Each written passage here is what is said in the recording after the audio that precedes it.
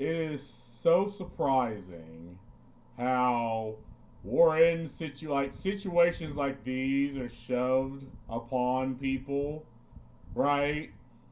Because in any other situation in any other country, you wouldn't have to deal with these things. You know what I mean? These things, right?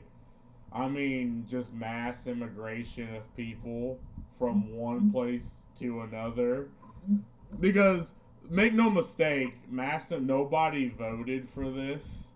Like no one voted to have 60,000 people, 70,000 people shoved into a small town of like what, five, six, 7,000. But this is something being imposed upon people, and again, people that mind their own business up until this point, up until they're in a position where they can't mind their business because they're competing with Indians or Somalians, you know, and it's the problem is this is being done to people, and what people are attacking is people that have a problem with it instead of the actual thing that is happening. It's surprising how many people would rather, emotionally sabotage themselves, the people around them, and their country just to make themselves feel good and feel like they're doing the right thing. And normal people don't think like this when it affects them, but when it doesn't affect them, again, they're like, oh no, if you have a problem with this, you're a racist, you're a sexist, you're a this, you're a that. And that's why I like Tyler Oliveira, because he just tells you what the hell's going on. He does. There's this group of people who don't actually care the words and the terminology you throw at them. And these are the people that you can't pin down, and you can't, use emotional and moral blackmail against, because they just tell people what the fuck they see in reality, not, tell people what they want to see. So, and the preference, I almost committed a sin. I almost decided to show face because people are like, oh, well, male VTubers aren't a thing and they don't work. And I almost did. I almost fell to the call of the void to show skin.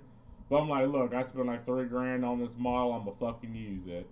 This is Frisco, Texas, a once quiet farm town turned home to one of the largest and fastest growing Indian communities in America. Where are you from? India. From India? I'm from India. South India. I'm an H1B. I'm into IT. Motherland India or Texas, USA? Obviously, Motherland India. Obviously. Obviously, Motherland India. As the Indian population. Yeah, and I'm not like this. That doesn't surprise me. Like here, let me explain. I don't blame the Indians from doing this. Like if I was, in that type of caste system that's like on the lowest of the low, I'd do the same fucking thing.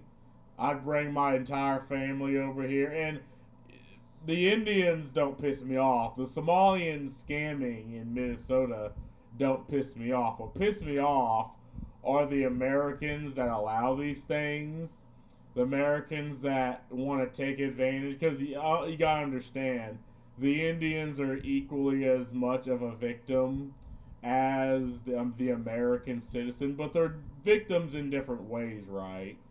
Because think of it this way: you go into 4, 5, 6 years into college, you get $40, $50, $60 in debt, and so your entire life, like people pay student loans their entire life until the day they die, so you're effectively in servitude to the education system. So you leave college only to not be able to get a job because it's being taken up by a H-1B visa Indian that would get paid half as much because you're an American, right? You're born wrong. Unfortunately, you're born the way where companies don't want you. They want the Indian that they can pay less, and if the Indian complains, oh well, we revoke your status. See ya. Like, the Indians are equal. Like, okay, maybe they're getting paid a bit better than in India, if you compare America with India.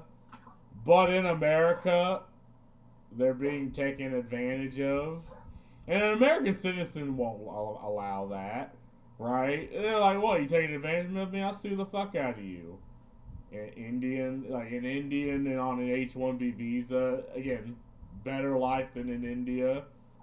Population exploded from 3% to 33% of the population since the year 2000. Many Texans are outraged, declaring there has been an Indian invasion. But how are all these Indians coming to Texas? And is Frisco the only town in Texas where Indians are seemingly spawning out of thin air? I pulled up to...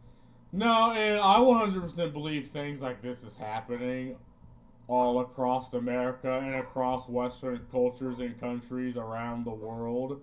There's this level of suicidal empathy that people are allowing.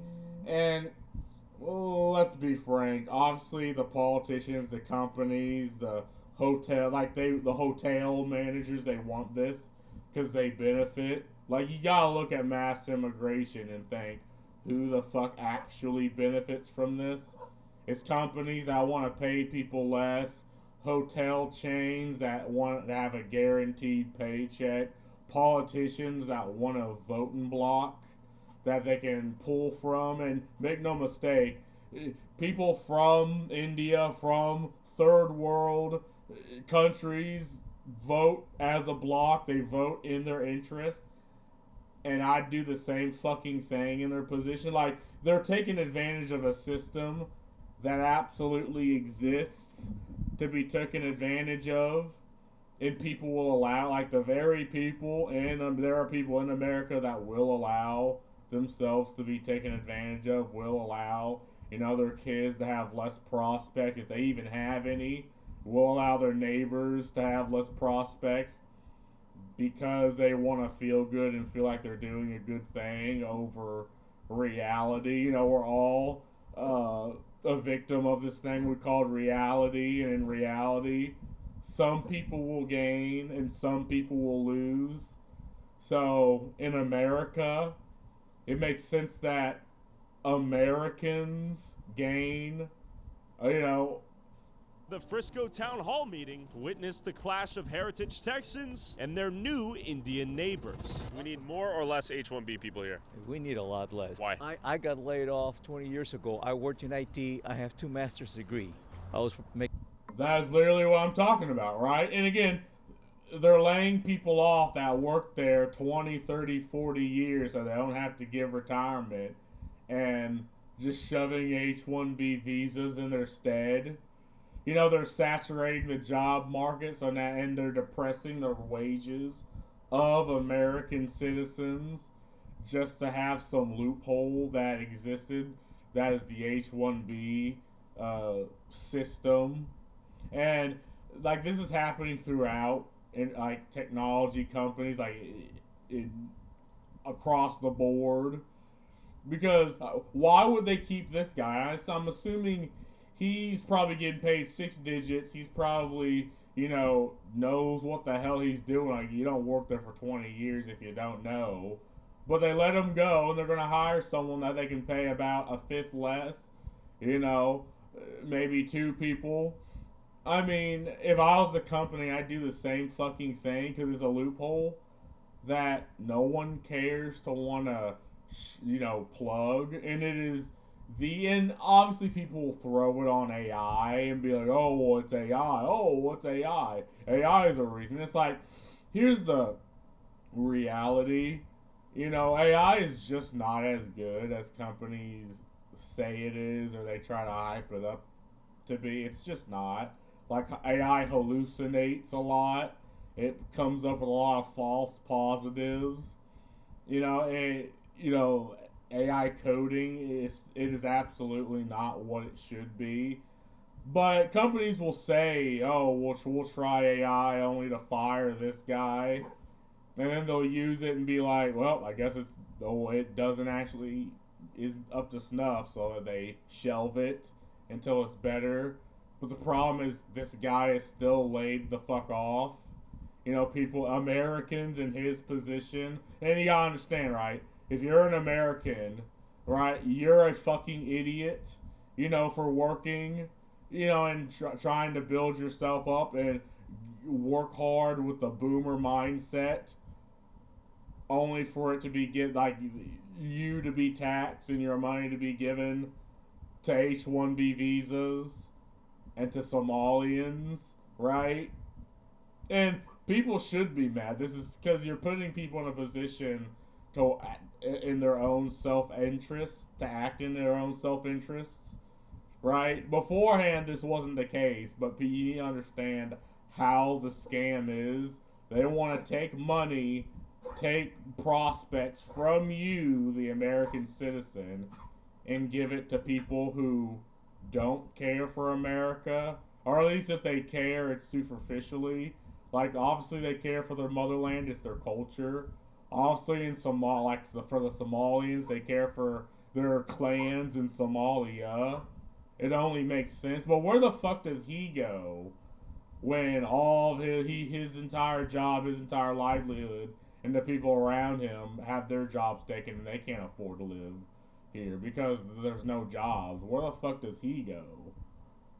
Get over $100,000 a year. They said, you're too expensive, we're going to hire Indian. But I haven't been able to find a job in IT since, and it's really sad. And you know what? I don't have another home in India. I don't have another home in Bangladesh. I don't have another home. I can't move to Somalia. I won't be able to live there. I'll die. This is my home. The devil would say, well, you're racist. That's racist.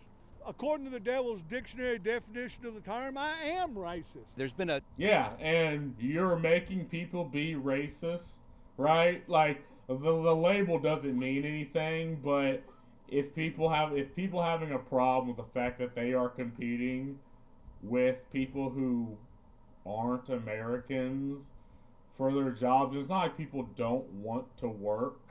It's not like they want to be given handouts and freebies. Like, American culture is working. That's the entire building block of America, of the Protestant movement. It's redemption through work.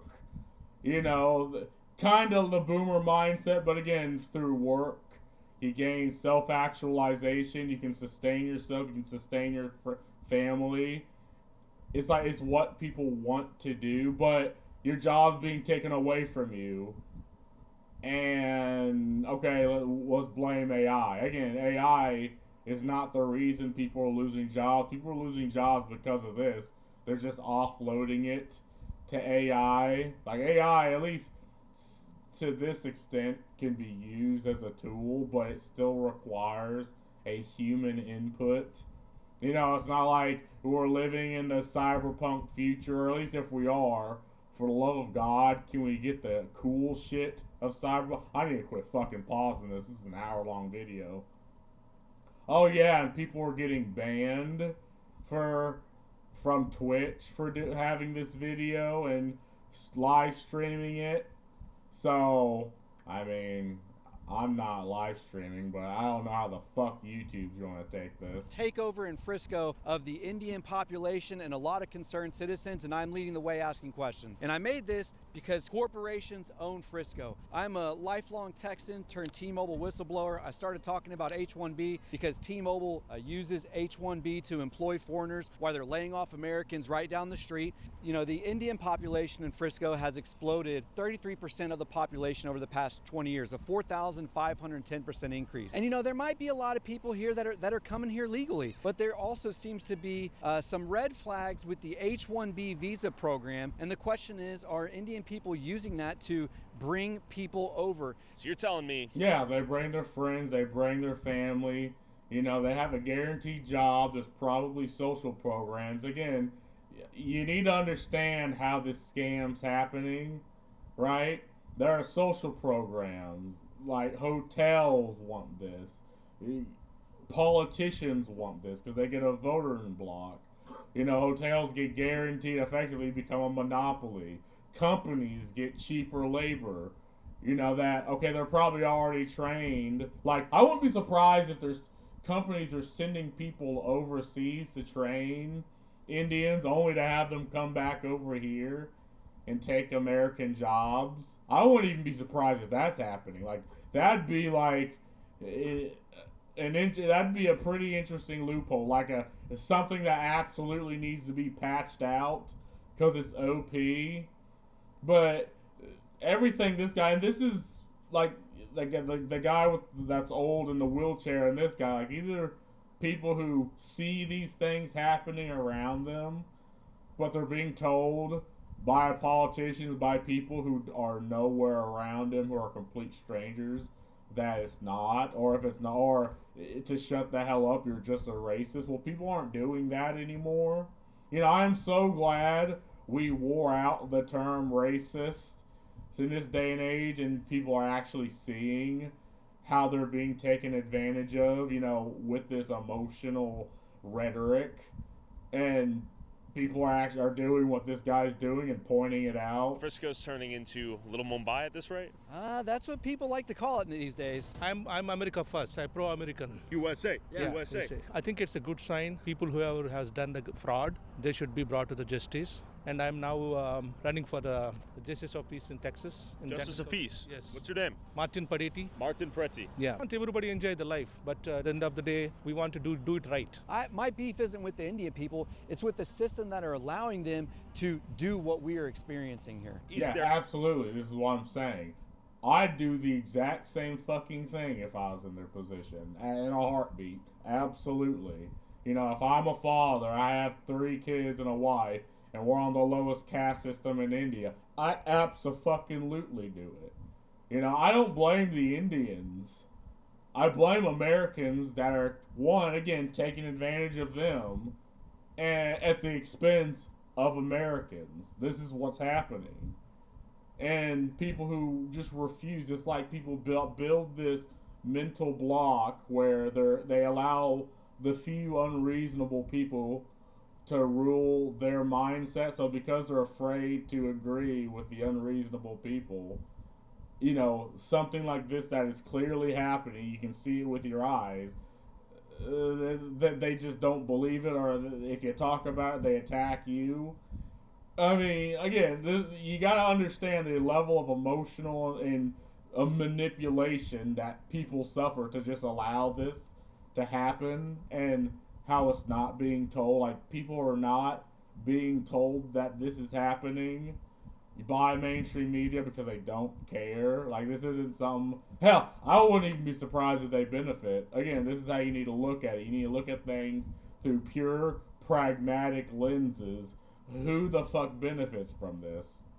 And it's clear. Like, if you run down from that logic, it's absolutely 100%. You can understand why this is happening. Are sufficient talent in America? Do we need infinite H-1Bs, so to speak? We do have enough talent in America. Okay. We strongly believe, because you know, the Americans landed on the moon when all of these H1 was even born. To be fair, we did borrow a few Germans. You see, we got a lot of natural citizens also became Americans, right? So they also getting laid off. Do you think there should be a strong... Yeah, and this is also one of the things. It's like the entire idea of America is, how do you get a bunch of Europeans to stop fucking killing each other? Like, how do you get, like, Protestants, Catholics, Orthodox, like, how do you get them to stop, from Europe, white people, to stop fucking killing each other? Well, you're no longer these things. Once you come to America, you're an American and you play to the fucking flag, right? And I'm surprised. Again, how do you get a Muslim and a Christian, or like a Jew and a Christian and a Muslim, to not be at each other's throat? The minute you hit the soil, you're an American, and you work for America. And people came to America to escape these things. And I am so surprised how we're now reverting back to this. Or if we're not, again, what do you think is the conclusion of, you know, a group of people who, again, don't have allegiance to America, coming to America and taking jobs from Americans? What do you think is the end conclusion of this, right? Because if you ask me, it is going to be PvP. You know, ethnic PvP. you know, limitation on the Yeah, number of I am H-1Bs? advocate for the H-1Bs. limiting the H-1Bs. India is a great country. We respect pluralism, and most of Indians, they enjoy the American part of the American society. And I know you guys like the Indian food a lot too, right? This is true. I do enjoy tikka masala. Yeah. If we turn away from God and the Word of God, if we worship these Indians, these Somalis, if we just give everything to them, willing to cut your own throat, we'll die. H-1Bs are the scapegoats. and again, this is someone who, okay, maybe he does not articulate this well, like, but you shouldn't expect people to, you know, articulate what, again, this guy's seeing what this is happening with his own eyes. And he's probably not an intellectual, right? He's not, you know, he probably doesn't have a bachelor's or an associate's. But this is someone who's lived in America, worked in America his entire life. He's probably a veteran, and he's seeing these things happening, and he's just articulating what he sees. You know, it might not be in the way you like it, you know, but it's what's happening, at least to him anyway. Worship these Indians, these Somalis, if we just give everything to them, willing to cut your own throat, we'll die. H-1Bs are the scapegoats. The employers, those are the people who Yep. have to investigate it. You know, even in one of my friends told in Dallas, you know, most of Indians, they'll follow the practice, the caste. If you're not in the same caste, they will let you go. It's happened in Dallas. So casteism is happening. Oh my, and see, and this is what pisses me off the most. Like, if you want to know the one thing that pisses me off about this, right? And you can say the same thing with the Somalians, same thing with the Indians, same things with the fucking Venezuelans. They bring their stupid, fucking retarded third world shit over here to America, right? And they make laws based off these things. Like, why the fuck do we want other countries' problems here in America? What the fuck sense does that make? Because we have our own problems, right? And we will continue to have our own problems. Like, there will be no shortage of it. Why would we import other people's problems and other people's way of thinking over here? It's like the point of America is for that not to happen. Like, regardless of how you view America, like, you gotta understand what the point is.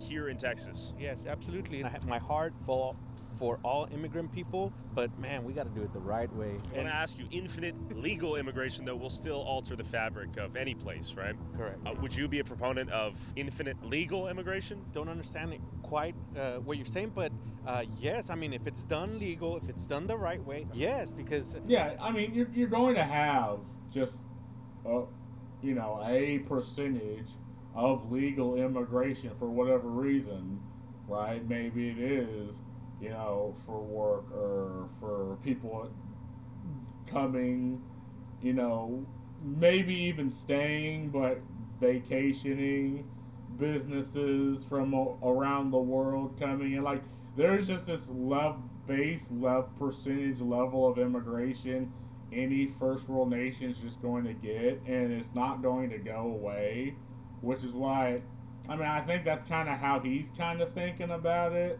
right? But, you know, to have, what, tens of thousands, like, do you think India wants 60, 70, 80,000 Americans to be shoved into, I don't know, fucking Mumbai? You know, and they act like Americans, they vote like Americans, they don't integrate. Like, do you not see what the problem of that will be? Because there will be problems. Like, wasn't the point of the Tower of Babel? Because at first I was like, well, why would it be difficult to build the Tower of Babel in the Bible? Like, you're just laying stone. But if people can't even communicate, yeah, of course there's going to be problems. to what I've seen, countries have been blessed when immigration is involved. You know, when you got different kinds of groups involved, doing it the right way, following the rule of law. I think it's a good thing. But if the law has allowed Frisco's Indian population to go from less than 2% to almost 20% Indian in the last 20 years, turning Frisco into a majority-minority city, is the intent of these work visas bringing Indians to America to support our labor force or to replace it altogether? To the flag of the United States of America.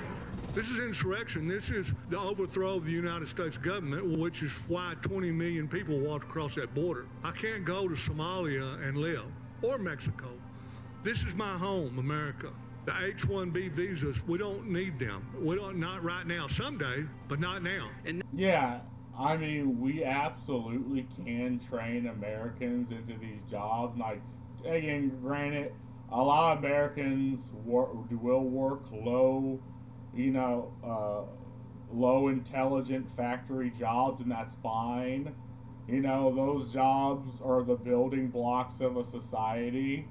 And Americans will gladly work those jobs if they're given the fucking respect they deserve. And yeah, I'm like, where the fuck have... Oh, okay, I'll tell you where the people, IT people, again, they're being laid off. And again, if you're laid off, you're out of work for, say, a couple of years, you're on unemployment, you're in your 50s or 60s, like, who the fuck is going to hire you? Not a lot of companies, right? Like, again, I'm looking at this just pragmatically. Like, maybe if you're, like, what jobs do 60, 70, like, 80-year-old people, like politicians, jobs that you start young, you gain a platform, you have invested interest in, you have nepotism, and you have connections in, or like CEOs maybe, but even a lot of them are younger. Do you think Toyota is going to hire a 60, 70-year-old people? And again, there are 60, 70-year-old people that work there. I worked with them. But do you think they're going to hire someone at that age? Not have, someone that's been working there for 20 plus years that are at that age. Now, as of late 2025, T-Mobile USA opened a global technology hub in Hyderabad, India that employs thousands of Indians while they're laying off Texans and Americans. Yeah. They've even sent Americans to go train these Indians in India. T-Mobile... Oh my God. They're literally doing the loophole. Like, how did I know this? Without even fucking watching this video. I mean, I don't really have time to watch YouTube all that much anymore. How the hell do I know these things are happening? Like, how can I get into the mind of an American company? Well, I mean, like the collective mind of an American company, and figure out these things are fucking happening before they even say, yeah, this is absolutely what's happening. T-Mobile USA could have easily opened up this technology hub in the United States of America, and they could have ran it out of one of the 2 Frisco offices on Warren Parkway. On top of... Yeah, but then they'll get taxed. Then they'd have to hire Americans, right, and pay them, give them all, pay more for that to run than they can in India. I mean, this is why companies move overseas, to take advantage of cheap labor and workforces. And this is why tariffs are a thing, because it equals that out. It stops companies from using these loopholes, or at least not using them effectively. That T-Mobile spent $81.5 million on salaries for H-1B employees in the United States in 2025. All salaries that could have went to Americans. Is it a coincidence that T-Mobile has a new Indian CEO as of November last year? Probably not. And this is the thing with so many American tech companies. And this is why the salespeople are running the companies. Like, again, if I was an Indian, I would do the same fucking thing. And if I was a CEO of a company, I'd hire my friends, other Indians. Like, only America doesn't act like this. Like, Americans will genuinely not hire other Americans, which, okay, you can argue, you know, if you only hire Americans, like you're going to have people that immigrate over here and they're going to want a job. But then you see again Somalians are allowing other Somalians into the scam. Indians are hiring other Indians, and then apparently they work their way up to like CEOs. Like this is something people see with their own eyes, and again, normally people wouldn't care until you reach situations like this where now they're forced to care. Entrepreneurs, high-skilled professionals fueling the tech and medical corridors that make our Cotton County a national leader. In Frisco, you will find us serving in our churches, seeking peace in our temples, practicing charity at our mosques. We are guided by timeless wisdom that transcends borders. Indian Americans play a crucial role in Frisco's growth. Many work in high-demand fields such as technology, healthcare, engineering, finance, and entrepreneurship. My name is Shri. My name is Ardav. My name is Siddharth. Hi, my name is Mathila. Hi, my name is Anvika. Indian Americans make up 1.6% of the population, but are responsible for $200 billion in taxes, have the lowest crime rate. And over the last couple of years, we've seen some of the greatest polarizations in the history of America. People are upset. The American dream is alive and well here, and it's not because the streets are paved with gold, it's paved with the ingots of possibilities. Yeah, and again, that possibility is being taken away from Americans and given to Indians. Like, people are just operating in their own self-interest because you're forcing them to do this, right? If people can't find a job, right, people, again, are paying off student loans, went to college to get a bachelor's. And again, I don't blame kids for effectively being groomed into college because you're told by the school system that if you don't go to college, you will not be successful. Like, this is beaten into you in conception. And then you go there, you have $30, $40, $50, $60,000 worth in debt. You know, you're not, you don't have connections, so you can't find a job. You think just the education alone will do it? Well, no. Because the job that would go to you is being given to an Indian to be paid like about a fifth as much as you would be paid. And now you can't find a job and you're paying student loans, like you're paying in to the school system, but you're not benefiting from your degree, you know. Person in this room right now, their ancestors have come from a different country, a different continent. My God, see, that just does not work.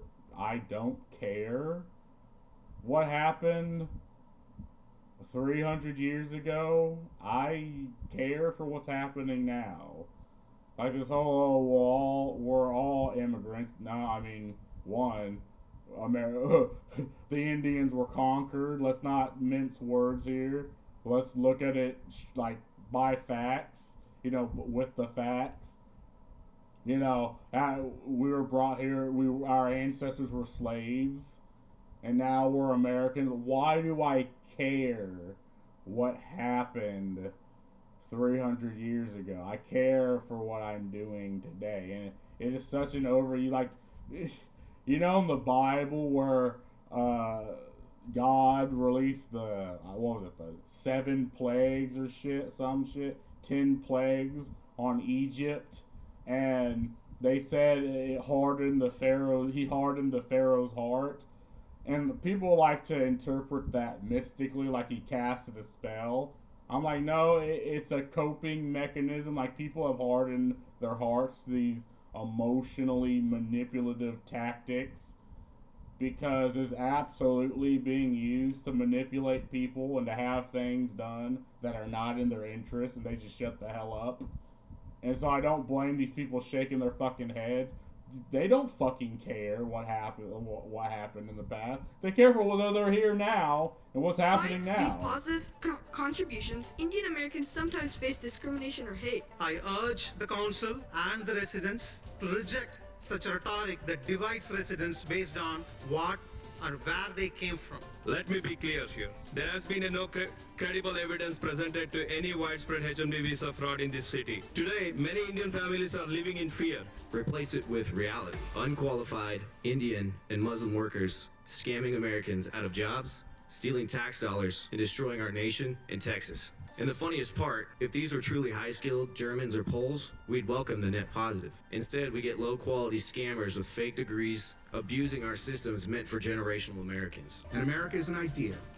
It lives in the hearts of all of us, the 243,000 residents of Frisco, and I say this with love. Thank you all for being here. He said America. Yeah, but America is also a nation with people that, it's a physical thing you can point on a map, and those people want you to act in their interest. And if you're a politician and you're allowing this, you're not acting in the interest of the American people. So you probably shouldn't be there. Like, I get it. You want a grift. You want a voting block. You want companies that invest in you to have cheap labor. Like, man, I understand. I do the same fucking thing. But look, the jig's up. You got. Shut the hell up. You give people what they want, at least for a little bit. Every moral outrage has a cooldown timer, right? Wait like 10 years and try again, But again, a 30% Indian population in a single city, a single small American town is absolutely done with intent. It's not an accident. Usually with immigration, people are spread out. Like, okay, maybe like New York will have a lot of immigrants if people want to move there and start a new life. Maybe a lot of coastal cities, but just a landlocked city in Texas that had maybe at most 10,000 people, and now it has probably 40, 50, 60,000. Well, I don't know. Maybe it's on the higher scale. I don't know. America is an idea. Do you agree with that? I think it's more than an idea. And I made sure that, he made a point that the Indian population in America is 1.6%. Well, in the city that he's running city council, it's 33%. So it's pretty obvious that there's a problem going on here. Let's say we have infinite legal immigration. Is it better than illegal immigration? It's funny because we've almost been tricked. We've been marketed this thing where we believe it is good to import people for jobs that we can't sufficiently do. We built the jobs. You're telling the people who built the jobs we can't do the jobs. Yeah. So it almost sounds like scam. Well, they threaten. Yeah, people have been lied to. They have been told one thing, and something else is happening. And now we're seeing this with our eyes, but nothing's being done about it. Them with the H-1B visa, and they hold that over their head because if they don't work a certain amount of hours, they won't sponsor them. So they can't threaten you with being able to go back home because your home is is America, like the United States, if you're an American citizen. So, and they can just work them to the bone. So I headed into the heart of Frisco to. Literally what I'm saying. The Indians are equally being, preyed upon here. They're equally the victim. Because, okay, it's better than what it was in India, but they're still being paid less, having to work more than an American. No one talks about this that's happening, and the fact that companies want mass immigration. They want to depress our wages to make it to where wages don't need to go up because they have a labor force that will work for less. And again, make no mistake, this is how you raise minimum wage. It's having companies compete to the point where they have to do it, not hiring effectively neo-feudalist peasants, slaves. Okay, you're paying them objectively less than an American. Speak to some of these elite H-1B engineers we've imported from India to save our economy from our unqualified, lazy American labor force. There is the Karya Sidhu Hanuman Temple, the god of courage. Where are you from? I'm from Andhra Pradesh. From Karnataka. I'm from India. South India. Hyderabad? Are you from Hyderabad? Yes, I am. Really? I'm from Chennai. Are you here on like H1B? No, right now still I am my student visa. I see, like so F1. yeah, yesterday the H1B results got rolled out, so I'm just waiting for my decision. Yeah, I'm on a film. Waiting for the same results. Are you anxious right now? Let's hope for the best. I work in a company, software company. Software? Yeah. And are you H1B? Yes. So if I get my H1B, I can stay here for more 5 years. What happens if you don't? I still have my time, like almost 2 years from now. 2 more years. So maybe I need to try for different visa, or else like go back to India then. I'm on H1B. H1B. Did you come here as H1B? No, I studied here. So F1, OPT, H1B? Okay, it seems like that's the common pipeline. Come here as international student, get green card? That's what it is. Yeah, that's what I did. Have you seen the new wave of people from Telugu? A lot of them, yeah. A lot of them? Yeah, lately, yeah. How long you been in the States? Around 10 years. Are you on H1B? I graduated. Okay. And I'm working right now. Okay. Are you like on F1 visa? I see.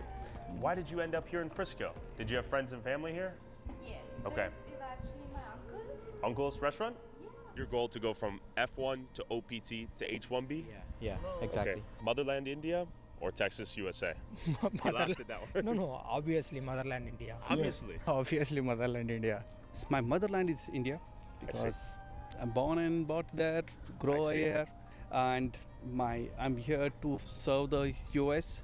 So I can say that the second land of for me is US because I'm getting here. The US give me the respect, job, and the good opportunity. Obviously I'm planning to go back to India. So Your daughter, is she a citizen of the US? yes, she is. Okay, so you're gonna bring her back to India one day? Definitely yes. Whoa, that might be challenging for her. Hyderabad or Frisco, Texas more? Hyderabad, of course. Hyderabad, of course. Yeah. Then I have They're to like, why are you asking that question? Like, obviously, the motherland. Like, it's their culture. And again, that's fine. Right? In India, that's fine. You know, they have a place to go back to when, say, things get bad or taxes raise or, say, like, I don't know, what's an out there hypothetical? A war happens? Like, do you think they're going to get drafted or are they going to fuck off? I'd fuck off if I was them. Why the hell am I waging war on behalf of the country that I'm not? Again, I'm just here to work. You know, I mean, I'm an immigrant. You know, Americans will get drafted. I'm not. I'm an Indian. Why are you here in Frisco? I had to. Feels like I'm still in my hometown. Really? Everybody from my hometown here. Wow. So you moved all the way from Hyderabad, thousands of miles away, To Hyderabad. to Hyderabad in Texas. Yeah. The India Bazaar is right there. I want to see if we can find some F1 students in this 7-Eleven. And secondly, I want to see the moment I walk in there if I will be met with an Indian cashier. I had the gas station sushi from 7-Eleven, brother. My asshole was so goddamn chapped when I finished in that bathroom. Like, I'm pretty sure I beta test like a goddamn bioweapon. Like, I needed chapstick for my ass lips when I was done in there. Don't ever eat the gas station sushi from 7-Eleven, man. Here.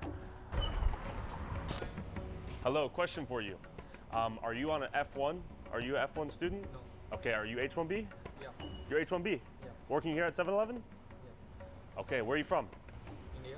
Where in India? Andhra. Angara. Yeah. Is that close to Hyderabad? Yeah, I'm going to call my manager. Okay. So, And do you work in IT? yeah, I work in IT. Yeah. I'm working with the Walmart here as a software engineer. Yeah. Okay. I'm into IT. I work for a company. IT? Yeah, yes. I knew it. I do work for IT. Yeah. IT. Why do they dominate IT? Just dominate IT because they have a master's degree in computer science. They study back in India. Okay. They complete engineering, and that's how they just dominate. I'm a student. Student right now? Yeah. And you work in IT? Yeah. Okay, so my question is, are you F1 visa holder? So as an F1 visa, how many hours can you work per week? 40 hours. And is it legal to work full-time on an F1 visa? Yes. That's a nice cheese string right there. Who would have thought? Chicken tandoori pizza before GTA 6. While Frisco has become Dallas's unofficial Little India, you can find H-1B Indian spawn points all the way up in small Texas towns like Argyle, Texas. Okay, we're in a little Indian suburb near Denton. We're in Argyle, Texas. Lots of Indians. But how did they get here? And why are they in this small, semi-rural suburban? Yeah, like they literally just spawn here. Again, and there's a lot of these rural towns and that dot America where it has like what? Some of them only have a couple hundred people, but they're dumping like tens of thousands of people in these small towns, and they're just expecting people to be fine with it. And again, the problem is of worldviews. Like they don't view the community of these small towns. They view it as just economic zones to shove people, and that's the problem. It's of the world view, like how they view a nation. Town. You gotta tell me, as a Pakistani, why are there so many Indians here? I don't know. They come on IT. Are a lot of F1s working here? Yeah. Yeah? Illegally, right? Illegal. Illegally. I knew it. They don't even pay right amount for these people, you know. How much? They work hours and hours. They pay low here. Yeah. They pay low here. Should I expose them? Hello. Who's the manager here? Is there a manager here? Are you the manager? Are you the manager? You have a Yeah, I have permission. I'm here to ask you, are you paying F1 students illegal rates? No students here. No? Everybody has a work. You have paperwork? Yes. Yeah, you pay them legal Yeah. rates? Are you sure? Yes, sure. Do you own the store? I'm the manager, right? What visa are you on? I'm on a work visa. On a work visa. H1B? I have a work visa. I don't want to reveal. I was told on good authority there may be some F1 employees here being paid under the table illegal rates. That's what I'm asking you. Is that true or false? Sir, this is a busy time. Is it true so or is it we false? can talk outside. Where are you from? I'm from India. Hyderabad. I'm from India, Hyderabad. I'm from Hyderabad. Is that Hyderabad? Yeah. In India. Okay, Hyderabad? And again, people from literally a single city, right, in India. Like that just doesn't make any sense unless it's something that's deliberately happening. Like, assuming they're coming from, like, multiple cities, like, okay, weird, but fine. They're all coming from a single city. Like, what is the population of Hyderabad in India to have just people just being flooded here? In the same state, but in a different city. What visa are you on? F1 student? Yeah. What do you study? Computer science. I'm on green card. Do I need to specify that? Yes, if you could. Oh, you don't want to? Why? That's my wish. I see. I imagine you're on not an F1 if you're working, right? That's fine. Okay. I'm a TN visa. I'm permanent. Okay, so your green card. Yeah. Would you prefer India or USA? US is good. Why not Okay. US? That's why I'm here. Is your wife here? No, yes, here. But yeah. Is she on a? Is she also on a visa? No, she's not. She's on the same green card with me. Same green card. And do you have kids? Yes, sir. Yes. And are they here? Yes, they are here. They're going to school. Okay, Everything is so- good. They're born and raised here. Everything is good. Oh, born and raised here? Yeah. Okay, what do you work in? Software. Engineer. Software. Software engineer. Did you get a college education in India or the USA? India. Yeah, I work in IT. IT. Why are Indians so good at software engineering? That takes a lot of math, Brain power? physics. I came here on F1, but then I converted to H1. And So I'm you on- came on F1 and then graduated to H1? Yeah. How hard was that process? It was cool actually. I'm from Canada. You're from Canada? Yeah. So you came from India to Canada to Texas? Yes. Most people who come here on an F1 have the intention to get an H1? Yep. Yeah. Do you think that's fraudulent? No. No. Because it is valid that you Yeah. can convert from H1 to H1. That is. Yeah, I mean, the system allows you to jump from one to another. I mean, it's part of the loophole, part of the transition, right? I mean, the system just exists for it to happen. Let's read this: secure a job with an H1B sponsoring employee. Work on ops or STEM before applying for H1B. Ask your employer to file an H1B petition. Understand H1B is a lottery system, because it seems like there really isn't a lottery. It's just sort of like a pipeline. Change of status from F1 to H1B. Yeah. That's the reason most of the people come here. But isn't F1 just for people who are coming here to study and not to work? Yes. So do you think it's a bit of a fraud to come here to study and then end up... People go back too. Did you go back before you got the H1? No. Okay, so you came here on F1. Yes. And now you're. TN. Are they getting paid legal minimum wage in Texas? Here no F1 students working. No Here F1 all students. These all have work permit. We have all work On permit OPT? students. F1, H1B, O1. I have a work authorization. I know you My do. employers have all work authorizations. So you're not employing any F1 students? On the record, yes or no? No. You promise me? Yes. You would swear to God? Yes. Swear on your mother's name? Why you are asking like that questions? Obviously, the Yeah. H1B is a non-immigrant visa. When will you be going back to India? We are thinking to go soon, but we are not sure what Okay. date. And how have you liked Texas thus far? It's good. I like US. I like India more. That is the reason I'm trying to go back. Basically, at the end of the day, our family is important, right? Our family is in India, so we need to go back to India. I see. Are you married here? Yep. Is he also on H1B? Yes. So 2 H1Bs, and do you guys have children? Yes. Were they born and raised here? Yes. Do your children have Indian citizenship as well? No. No. Okay. I told you, right? If you want records, to come with the legal, okay? I can show all my employee information with the date. Let's see. I don't want to. Okay, you're gonna show me the paperwork or what? Who? For me? Me. No, you don't have to right to come inside. I okay? just did. You can just out. Why don't you just show me the paperwork and I'll be on my way? Do you illegally pay? Can you show just anyone the paperwork? I mean, he's just asking the question. He probably knows it's not going to happen, but can you just, because there's lots of like personal information on that paperwork. Students, yes or no? No. No. Okay, fine. Yeah, that's fine. That's fine. I hope not. Yeah. Hi, man. When I asked him to swear on his mother's name, he postured up. I thought he was going to throw down. I thought I was going to get punched for the first time in my life by an Indian. So this is a meme right now. Please be patient, student driver. This is a kind of a joke, a meme online because there's so many of them. Are you a student driver? Oh yeah, I seen this on a vehicle when I was door dashing. I thought it was like, oh god, what the fuck, man. No. Cringe off the fucking Why do you have the street. student driver sticker? No, why are you taking video? We're doing a survey for people that have student driver stickers. I'm not a student. Do you have a student driver in your family? Before I am a student driver, so I kept it. I forgot to remove it. How old are you? 30. I have a sticker which I put it inside You have a my student driver sticker? That's for my girlfriend, so. Come on. So your girlfriend has a student driver sticker. And she has a student driver license. Is your girlfriend a little girl? No. How old is she? She's about 30. She just started driving. She wouldn't drive, learning to drive. I see. Did she know how to drive in India? Yeah. I see. So it's a difficult translation over here? Yeah, it's left to right and all that. So probably she did her course 2 weeks ago. Okay. Generally, it looks a little scammy almost. Sure, yeah. Now I know that's a great thing. I'll remove that. Is that your sticker? Yes. It is? Yes. Are you a student driver? No. Why do you have that sticker? My kid sometimes drives I see. But if so many of these highly specialized H-1B Indians first came to America to I mean, it's like, putting on the handicap sticker even though you're not handicapped. The handicap sign that hangs off the mirror. People do that. I know people that fucking do that. It's douchey. But hey, I mean, if people see loopholes, they're going to use them.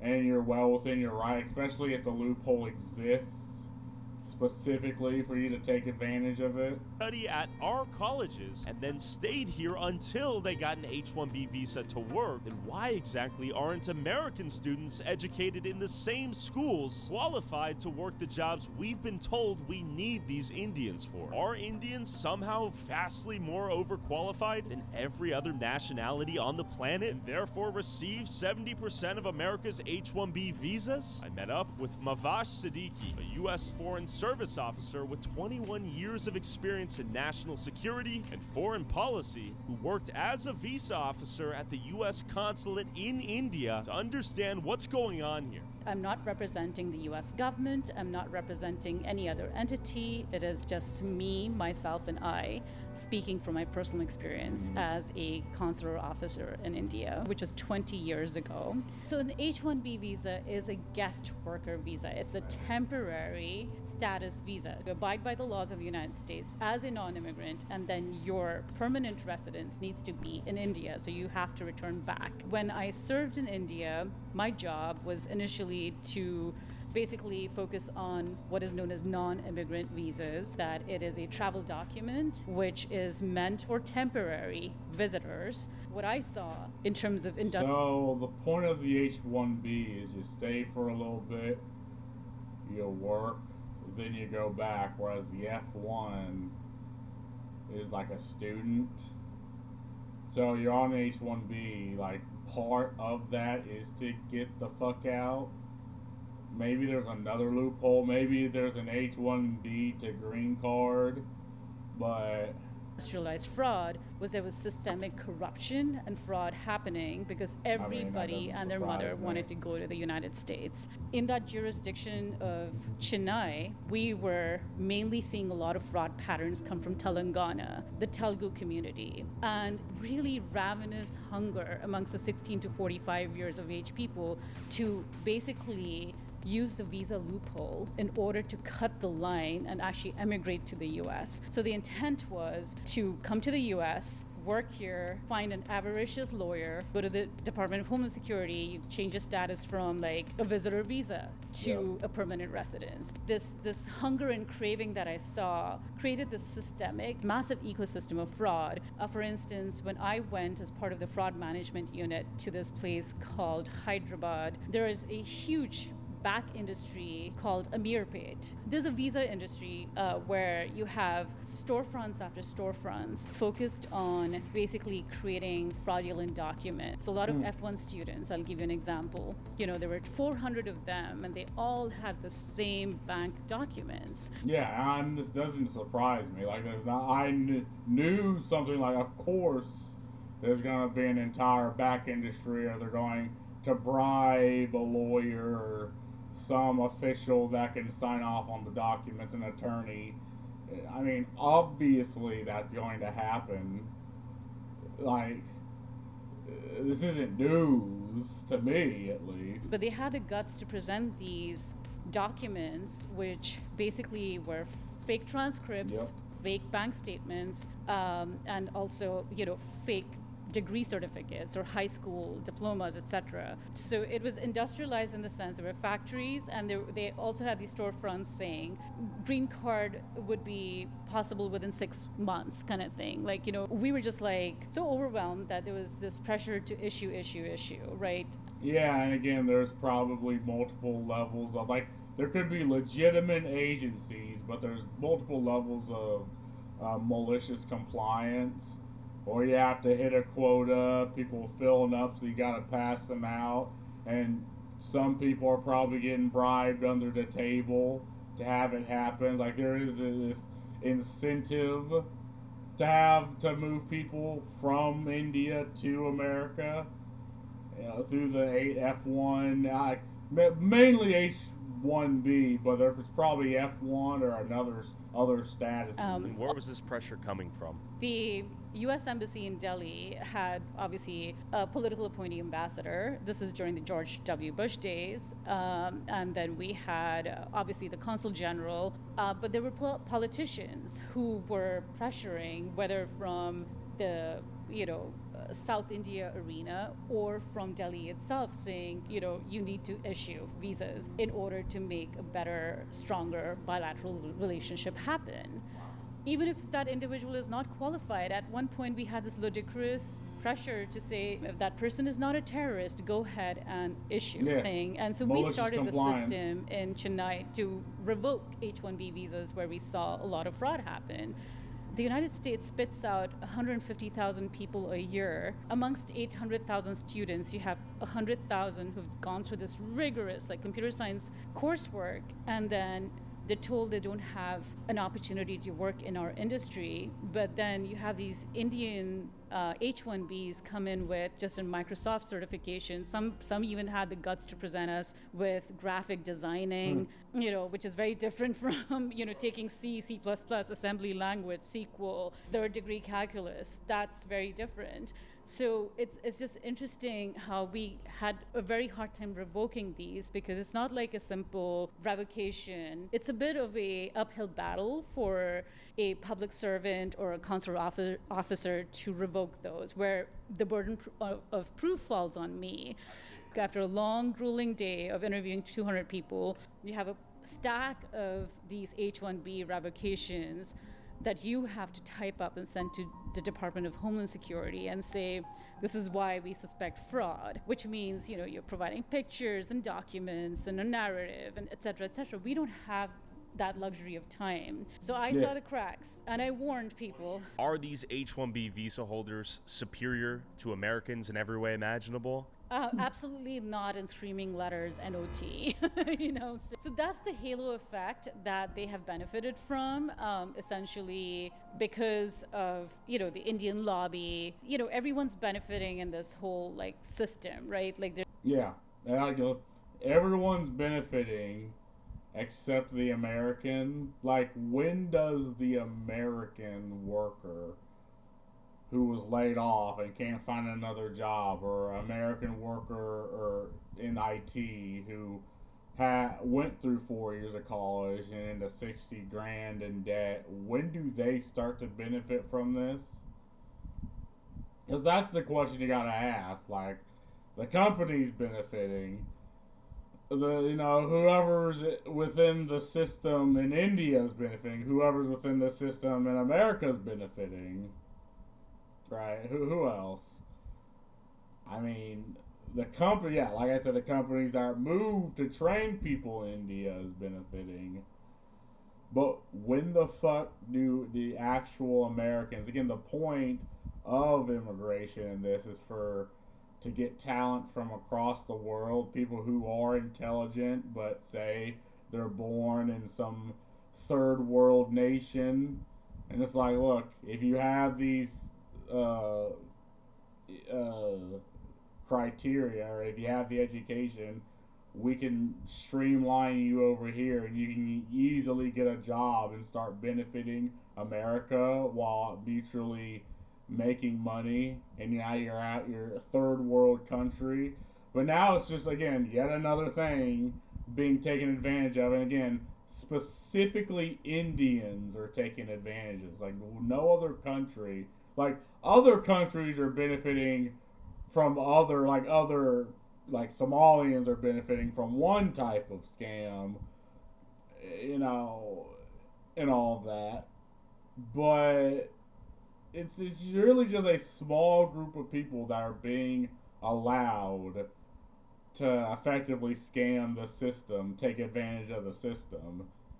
And again, when the fuck does the American start taking advantage of the system? Like, as everyone else is, when the fuck do I start to take advantage? Well, you think I'm not good enough? Oh, I'm sorry. I'm an American, so I'm born wrong. I can't. Like, I only exist to be taxed. Someone who owns a business, like, I only exist to be taxed and have money taken from me that would go towards my business so I could hire people for my game, given to God knows who in taxes, and just pissed away. Like, and you wonder why people are mad about this. There's kickbacks that everyone gets. The visa back industry is there. So people have created this narrative. It's almost like information operations against the United States, right? Where we are somehow inferior to the labor supply in India. And I say India because 70% of the H-1Bs are coming from India. Yeah, we're inferior in the sense that they can't take advantage of us because we're Americans. And they actually have to pay us what we're due to do the job, right? And again, it's not like Americans are lazy or they can't learn these jobs. They just want to get paid what they're worth. Like, is that unreasonable? Well, I guess to T-Mobile it is. They're like, no, we're going to use this fucking loophole because we can and we are being allowed to, and it exists, and no one wants to, go deal with it. So yeah, of course we're going to fucking do it. Exactly, right? And there is a visa category that they could leverage called the O1 visa if they were indeed those, super geeks or very smart people. But these are not exemplary individuals. These are run-of-the-mill people. But when they come here between the 16 to 45 years of age, and the ones who have basically taken the F1 visa route, and then they get sashayed into the OPT program, and then they get preferential treatment by the Silicon Valley managers and the various IT industry. Yeah, the Silicon Valley managers are probably also Indians. So they're going to hire other Indians into the company at the expense of Americans in an American fucking company. Yeah. managers who are basically get seated in the H-1B managerial role. They would prefer their own Indian people because it's not about necessarily, because the Indians are the best and the brightest. Bribery is quite normalized. The sad part is I saw a lot of H-1Bs as well as J-1s, especially physicians and others who have bought their seats into medical school, and you have 40% percentile on your score sheet. You're basically an F student, but you can get ahead. That sort of stuff does not jive with our values. Yeah, and this is something that 100% makes sense. Like, again, anyone who works, just a company, period, like anywhere. You worked anywhere, people get hired and people get moved up. People that and you've worked with and they don't deserve that, but because they know someone or they got connections, like this probably happens in, like, I'm pretty sure all of the 5 people that are watched this probably knows 2 or 3 people that has this treatment, right?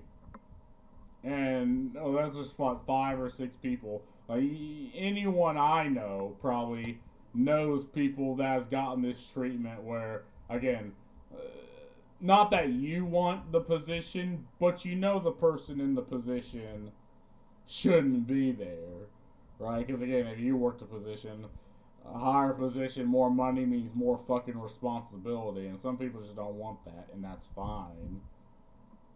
But you have a system, like, what like, I guess what people consider woke ideology, like you had companies that would rather hit a quota and check a mark other than actually making a better product, and this happens in the game industry, right?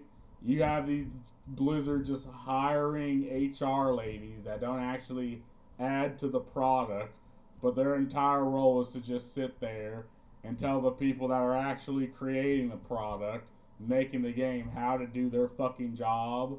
And these are people that worked there since the HR ladies were in fucking diapers, right? But because the HR lady needs to fill a quota, and that benefits the company more than the smelly programmer who actually made good games in the past, they get preferential treatment. Like, this happens in the game industry so many times that people just expect it from AAA game companies like Blizzard or like Halo Studios. Like, people just expect them to just shovel slop out.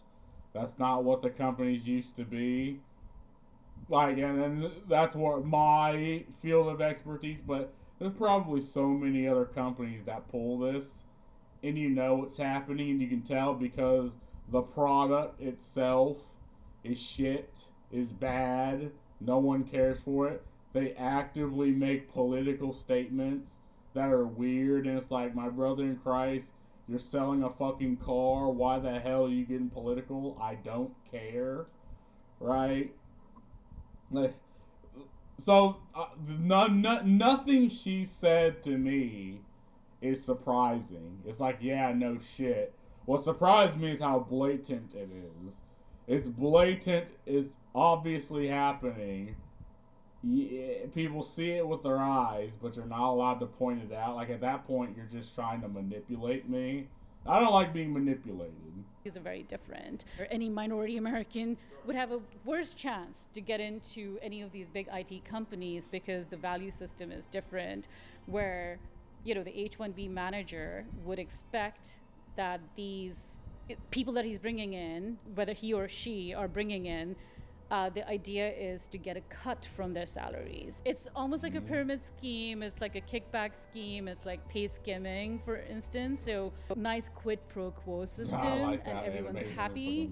No one outs the other. And that basically the IT manager does know that if he or she gets outed, then this person will lose their job. So it's kind of like an honor among thieves. Yeah, and it's like on a clan honor mentality, between Indians, right? Like, the people under them know it's a scam, they're getting taken advantage of. But again, they're probably making more than they would in India because they're probably from a lower caste. You know, the manager knows that they're taking advantage of them, but if it all falls apart, everyone loses their job. So, yeah. So today I don't know what things look like, but I'm aware, from a lot of my colleagues who are currently working that fraud has ballooned.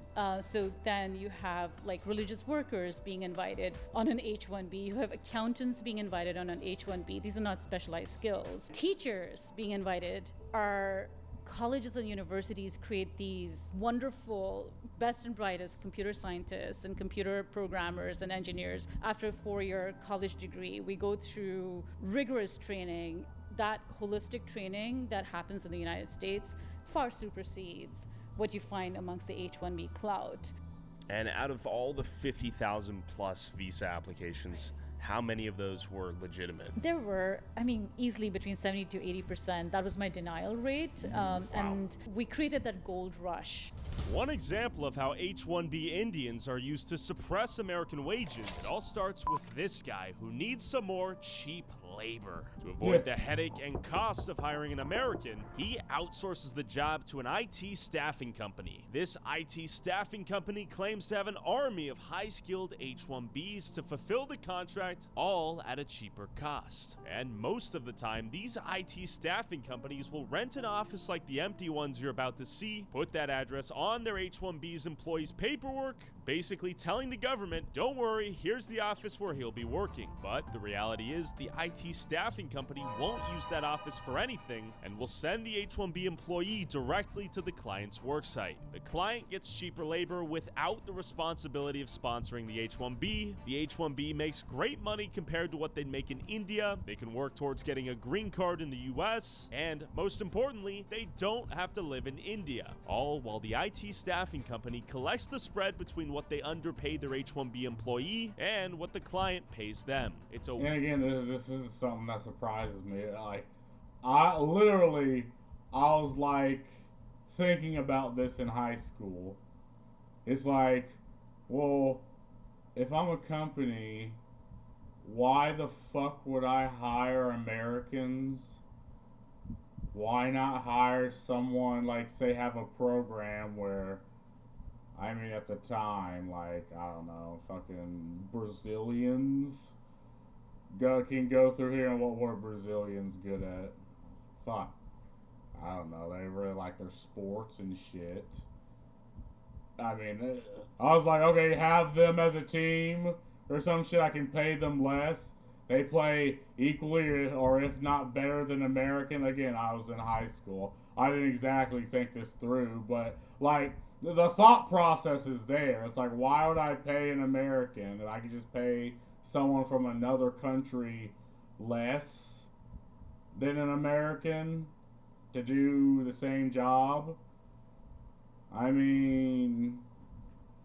Win-win-win for everyone but the American worker. India number one. Number one. Now let's go investigate these genius Indian IT staffing companies littered all over Texas. But real quick, I just made $100 by playing games on my phone. And no, it's not too good to be true. Let me show you. Free Cash is a free platform where you can actually earn money by playing mobile games, doing quick surveys, and more. And they've got a 4.8 star rating on Trustpilot, so you know it's legit. Here's how it works. You pick a game offer and start playing. Boom! My free cash balance just went up. And you can win more money by completing different challenges within each game. Challenges can be as easy as playing the game for up to 2 minutes and the cash rewards go up and up. I just made $10 for downloading Solitaire Cash on my phone. Just make sure your app tracking turned on so you actually get rewarded. And you can cash out with PayPal, crypto, or even Amazon gift cards. To get started today, click the link in the description or scan the QR code on screen and you'll get a $5 bonus just for starting your first offer. It won't replace your day job, but if you're gonna play games on your phone, you might as well get paid for it. Thanks, Free Cash. Back to the video. There is a single company, Qubits Tech Systems LLC, with 8 LCAs all. Oh my god, bro. It's the same bullshit. It's like the same shit with the Somalians, right? Man, the LLC loophole is so easy to use. Like, the Somalians do it with their health scam bullshit. It happens with scam calls. It's happening with the H-1Bs. It's happening with like patent fraud, patent scams. Like, man, what is with all these scams? Why are people just scamming? And then these are people that, well, at least with the patent scams, companies that have enough money, they just want more. You know, this is like, it's just interconnected web. And again, I'm pretty sure the people in the LLCs are making the money from this. From this residential home. Bunch of software developers here making $51 an hour. Yeah, this seems legit.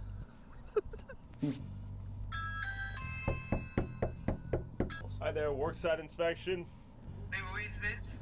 Hi there, this is Tyler. I'm here to conduct a worksite inspection. Am I speaking to Hari Madiraju? It's not. Huh? Sorry, you cut off there. So I am not at home, so what is this? I am in the office. Wait, who is this speaking? Is there another worksite that you're working from? Yeah, 4425 West Airport. West Airport? Okay, so there's no one working from the residential address here? Why do they work for where is your home? Excuse me? Where is your home? Do you live in your home or do you live in your toilet or somewhere? No, I don't live in my toilet, sir. So I'm only asking because the LCA state that this is the address. Is that not the case? No. So you don't... Go to my workspace. Are you from government? No, I'm not from the government. I'm conducting an independent investigation. If you are not for government... Yes? Work right now, I don't have any people, but you can go to the workplace and work there. All right. We'll take a look at your office. Thank you. Some attitude. Yeah. Yeah. Why would this guy file 8 LCAs with the worksite listed as his residential home? So we went to his office only to find a collaborative worksite and his completely empty unit. No one in their office. Hari Madiraju finessed us. Let's give him a phone call. Please leave your message for 214. You son of a bitch. And strangely enough, many of these ghost offices were often clustered in the same locations, starting with V4 Tech. V4 Tech, very official. Okay, take a look inside. We see some sort of Eastern monk-like statue right there. We have an empty little meeting room in the back here. It's almost like no one's here. Who would pay thousands of dollars a month to rent an office with no signs of human life, locked during work hours in the middle of the work week with no employees in sight? I question. Someone probably gets paid $500,000 a year just to have that there, or hell, even more because they're co-signing workers under them, and they make money just based off them. I mean, it makes sense. Question for you. Do you know where they're at? Your neighbors? No idea. No idea? Okay, thanks so much. It costs money to rent this place, and it's during business hours during the week. It's a ghost office, a shell. They have paper compliance. They have the physical location they can register their H-1Bs to, and then they can send them off to go work elsewhere. So V4 Tech Inc., completely empty. They should be here. Someone should be here. 420. This is going to be a good one. And there were more ghost offices all over this complex. All right, we got no sign on this one. Hello? Hello? They ever show up here? Yeah. I just want to ask you, do you guys actually have neighbors? Does anyone ever show up? That's a great question. It's a good question, right? That's a great question. Why are you asking this question? Because we're convinced that this is a body shop. They have paper compliance, and no one actually works out of here. There's like 9 separate units in this business complex. This guy's like, there's a lot I could say, but I'm not going to because I work next to them, and you know, I don't want. You can see it on his face. No one's here. These ghost offices. I'm ready. Yeah. Is that on? It's on. We're ready. Yep. He's thinking correctly. Yeah. You were thinking correctly. NG Talent Tech Group LLC, based in this office, filed 23 LCAs, and there wasn't a soul in their unit. Everything was empty. Hello? Hello? Knock, knock. And again, like, major companies just outsource these people, like these sham LLCs. And the owner of this is probably off in on some beach just sucking in dividends, and the workers are working halfway across the country, but this building here is just empty. I mean, well, they have a laptop, they have a couple things here. They probably come back every once in a while to this place. But for the most part, the manager of this area of this LLC is probably off God knows where, just sucking in dividends. This one didn't. And all while you in America, like, again, you have to work for a living, right? You're a fucking idiot. Where that dude's just living the American dream. Indians are taking your fucking jobs. And then, what is it for you, right? Nothing. Even have a sign on the door. Talenton Technologies claims to have 6 H-1Bs. No one's here. In-office presence on the following days: Tuesday and Friday, 9 a.m. to 5 p.m.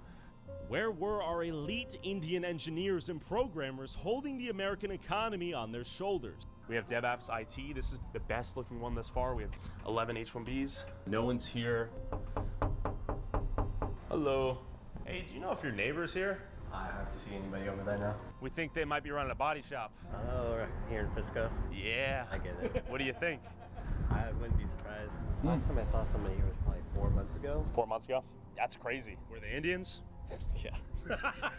They appear to be body shops. Basically, all I'm asking is, are there revolving doors of empty office complexes with a bunch of And Indians? there's revolving people. Revolving So people, different people. We're in this unit here. Okay. The one next to us. Okay. People show up about every... So you see a new group of people coming in and out of there? And most of the time it's empty. It's empty. Like probably 11 months out of the year. If you found out there were 10 body shops running out of this complex, what would your thoughts be? It wouldn't surprise me. Yeah. It just, the way that things are here in America right now, it just it wouldn't surprise me. Like, you think we're cooked? yeah, absolutely, yeah. It doesn't seem Yeah, like... and this is the guy who, again, works for a fucking living. This is probably his business. That, again, he probably hires a couple people. He is putting in the effort and trying to work while just the Indian guy, they're never even there. They just have that just as a physical location on paper, and that's just it. Abbott really cares that much. He's probably getting paid himself, so our whole government's cooked. But to my surprise, we finally found an office with an Indian inside. But the sign they had hanging in their office listed a different company than what they had filed under. Is this Grand IT LLC? You guys work here? Yeah. This is a body shop? No, it's IT service. Are you guys a staffing company? Yeah, IT staff. Sweet. What's your name? Sachin. Sachil? Tyler. Good to meet you. Tyler, what's the name of this place? Grand IT LLC, right? Grand IT LLC, and this is one more. Wait, what's this? Software guild. It's So IT you staff. guys share offices or what? No. Like, So are you guys Grand IT or Executive both. Software? We have both companies. Both, okay. And you're not a scammer. No. Who was Executive Software Guild Inc., and who is this Prada-dripped Indian? Where were the other employees? Yeah, like they obviously are wearing expensive clothes. He probably has expensive shoes, expensive haircut. Making more money probably just standing here than you'd ever make in your life. Ease. What do we got? We got a brand new TV right here. Yeah, it's a brand new TV. It's like a regular meeting area. Okay. And how many people work here? 6 people. Okay. What are their names? So, I mean, we have multiple people changing. We have Yeah. Vishnu, we have Madhavi, we have Hari. They are working directly from the client area. And tell me some of the clients where the H-1Bs get staffed at. Are we talking like Verizon, like Deloitte? Who do we got? We work for multiple clients. We work for USAA. We also work for Verizon. So I gotta ask, why would anyone print out LCAs and pin them on the wall? I mean, if someone like a ICE department, we can just show them directly. If they come for any verification of the candidate, Yeah. we can show them, yeah, we are doing the certification or And we have software developer. We have, who's this guy? What does he do? Vishnu is the owner of the company. Okay, he owns the company. Okay, we got another sort of empty office set up here, and I like that quote, if it doesn't challenge you, it doesn't change you. It's a good point. So why is it the Maryland labor law postings up there? I mean, labor law And it's like the is- workers' compensation in Maryland. That's what I'm trying to figure out. All the Maryland paperwork right here. I mean, I don't know. I mean, I'm just asking questions, yeah. we work for the Maryland state as well. I see. So you guys do CPA for Maryland? I'm pretty sure, because what's probably happening is they probably live in Maryland, and they probably have a company technically in Maryland, but they're also leasing this building as well, because again, if you're going to you're going to fish where the fishes are at, and there's a lot of Indians in Frisco, so that's probably why. Yeah. Like, oh, you guys do like accounting too? Yeah, accounting too. That makes sense. And you're not lying to me? Huh? You're not lying to me? No. Okay, all right. That's the reason we have posted all these. I see. I would just think you would post like Texas labor law and postings, you know, because we're in Texas. You know what I mean? But I don't know. I don't know what I'm talking about. And why was there freshly unboxed furniture and appliances scattered throughout the mostly empty office? Not to mention, why was this on their wall? On our way out, I couldn't help but notice this 6-figure luxury car in the parking lot. Damn. Oh, yo, I gotta ask you. Rolls Royce. One last thing. Is this your Range Rover? Range Rover, I mean. My man, don't be humble. Give us a quick whip tour. This thing's badass. See, that's perfect. Again, living the expensive luxury lifestyle while you're just getting taxed more and more and more, and everything you're buying getting greater and greater and greater, like in price. And again, I don't blame him. Like, who the fuck doesn't want to live the lifestyle, the lifestyle he is? Everyone does. But you're an American, you have to work. Unfortunately, you cannot. Like, you are barred off from living this guy's lifestyle. The American dream right there. The American dream is real, right? Yeah. The IT staffing business was clearly profitable, so we went to another cluster of suspected ghost offices. Okay, so we have Slesha IT Inc. right there. There's a guy inside. Hi there. Are you working on behalf of Slesha IT? Yes. Okay, hi there. My name's Tyler. We're conducting a lot of them probably don't expect for fucking this dude to just walk in with a camera. I mean, I give the other dude props. He was ready for that shit. The guy before him, kind of a dick. Place inspection. Okay. Are the other 4 engineers that work here present today? Uh-huh. Where are they? In each room. Oh, in each room? Can you show me? Yeah, sure. Okay, thank you. How are you doing today? Okay, and who is this? Hi. This appeared to finally be the first company with actual H-1B Indians on site working on their laptops as you might have hoped. While they are replacing American workers, I guess at the very least they're real. Whoa, hey, Happy Wheel. I'm not going to show that. That's probably what got people banned. You guys let me in. Who let you in? He did. But you told some workplace inspection, right? Yeah, I'm conducting a workplace investigation. You're from News, right? Correct. Then how are you inside a private? I just knocked on the door and you guys let me in. And we would like you to go on. And I'm heading out. All right, 1300 West Walnut Hill Lane, Irving, Texas. Let's go. Finding an Indian in an office was like a needle in a haystack. Most of the time, my knocks were met with silence and a locked door. The American economy seemed faker to me by the second. No one's here at either of the Pamela locations. Margins for these IT staffing companies must have been enormous. To rent offices purely to achieve compliance on paper for the labor condition applications they needed for their H-1B armies. 6 in office LCAs. Please record your name and reason for calling. I'll see if this person is available. There should be 6 LCAs in that office. And then I finally found another. There are on paper. There's just no one's in there. Another Indian whose story painted an even bleaker vision of the future. How many H-1Bs do we have in office today? Right now we don't have any. We don't have any? Actually closing the company. You're closing the company? Yes. Okay, so you have the LCAs on the wile here. Yes. You guys are going out of business? Yes. I'm sorry to hear.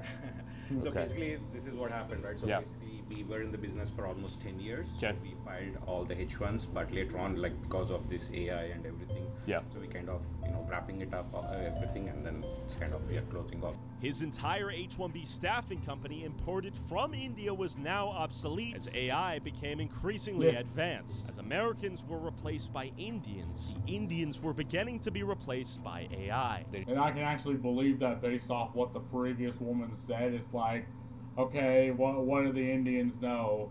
Microsoft Teams or Microsoft Excel? Things like that can absolutely be done by an AI with human overview that understands the AI and the prompting. So that makes sense. Is this misconception that all the H1 guys are like they are taking the jobs. Yeah. The thing what I wanted to explain is that like these are not full-time jobs, right? So they are on a specialized skills. Only then they have those jobs and get it. But if you ask me, is there an abuse? Probably I would say yes. But then if you take the percentage of it, might be very less. And definitely what I would say is probably USCIS investigating all the things. They have to do all the paperwork and everything good. Countless offices were husks of their... Yeah, and I do believe the paperwork's there, right? Again, the loophole exists for them to take advantage of. So it's not a matter of them scamming or, well, I mean, it is a scam. It's just something that's happening. It's a loophole being taken advantage of. Former selves. Perhaps the IT gold rush was over. Worksite inspection. With signs still on the wall. The door's open. Okay, come on in. The paperwork on file led us on a wild goose chase to the back room. Not a single piece of furniture here. The sign on the door, empty room, empty everything. Do the lights even work? That's Do they pay electricity? trespassing. They are. Jim will confirm at the front desk if anyone's renting this out. Committing a How are you doing? crime. We're conducting a worksite inspection for Anand Pag Inc. Are they paying rent currently with you guys? They moved out like 2 years ago. 2 years ago. Each ghost office left us with even more questions than we had initially. Where was USCIS verifying that these worksites were in fact legit and that these H-1B Indians weren't locked up in a basement somewhere being forced to code C++? 52 LCAs, 3 companies, 1 suite. And nobody's going to be there. Yeah. Hi there. Is Synaptic and Cohash still in Suite 100? I might even make this a Yes, part they two, are. man. There's Okay. Is it a shared office? This goes on forever. Yes, it is. A shared but empty office. Why rent out your own entire office when you could share one with several other companies? This was even... Is that something you can do? Because if you want to make like a company or an LLC, like you need a workspace. You can't make your entire fucking house the workspace. It just doesn't make any, like, obviously they're gonna look at that and be like, really? Like, really? But to have multiple workspaces in one place, is that something that, and that makes sense if it's like multiple rooms, but multiple workspace areas in the same particular room, that's the same square mileage of the room. Like, can you do that? But anyway, this is gonna be probably be a part one. It is getting late. Peace out.